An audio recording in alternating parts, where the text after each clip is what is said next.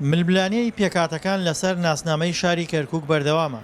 تورکمان بە شارێکی تورکمانی و عەرەب بە شارێکی عێراقی و کوردیش بە شارێکی کوردستانی لێی دەڕوانێت. ململانیەکان لەسەر ناسنامەی کەرکووک گەیشتوتە ئاستێک ڕێگە بەلایەنە کوردیەکان نادرێت ئاڵای کوردستان لە شارەکە هەڵبکەن.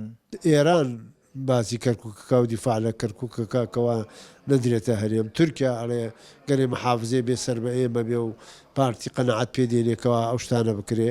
لەبەرەوەی ئەم ململانێ ئەوەیە هەتا وتی تیپێکی یاری تۆپێن عەلەمیان هەیە قایدەکەوتی بۆچی عەلەم لێبێ چونکی خۆی ڕێگایدا و هاتشە مناسبەکە و پاراتشی. عەرەب داکۆکی لە عێراقیبوونی ناسنامەی کەرکووک دەکات، بەڵام تورکمان وەکو شارێکی تورکمانی لەو شارە دەڕوانێت و هەوڵەکانی کوردیش بۆ بە کوردستانیکردنی ناسنامەی شارەکە شکستیان هێناوە. لەبەر ئەوەی کەرکووک لە چوارچێوەی هەرێمی کوردستاندا نییە، بۆیە ئەو ئاڵایی لە کەرکووک هەڵەکرێ ئاڵای عێراقە. ئاڵای کوردستان تایبەتە بە هەرێمی کوردستان و لە ناوچە کوردستانیەکان هەڵەکرێ. کەرکووک تا ئێستا سەر بە هیچ هەرێمێک نییە و ئەم بابەتە بابەتێکی یاساییە. ئەم مەسەلەیە جیاوازی لەسەرە و لە ئێستادا لێ دوور دەکەوینەوە بۆ ئەوەی کەشێکی ئارام لە کەرکووک ڕێکخەین و هەمووان بەشدار بین لە دروستکردنی کەرکووکدا.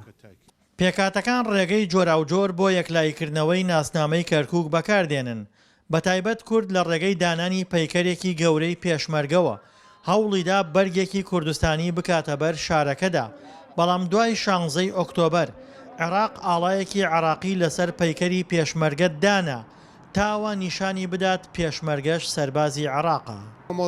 پرسی هەڵکردنی ئاڵای کوردستان لە کەرکووک کێشەمان بۆ دروست دەکات، بە تایبەت لە کاتی ڕەفراندومەوە بۆتە کێشە ئەگەنە پێشتر کێشە نەبووە. هەرێم و بەغداش جیاواز لە پێکاتەکان ململانەیانە لەسەر ناسنامەی کەرکووک، بۆیە هەوڵی ئیدارەی هاوبەش و بوونی هێزی هەردوولا لەو شارە دەدرێت.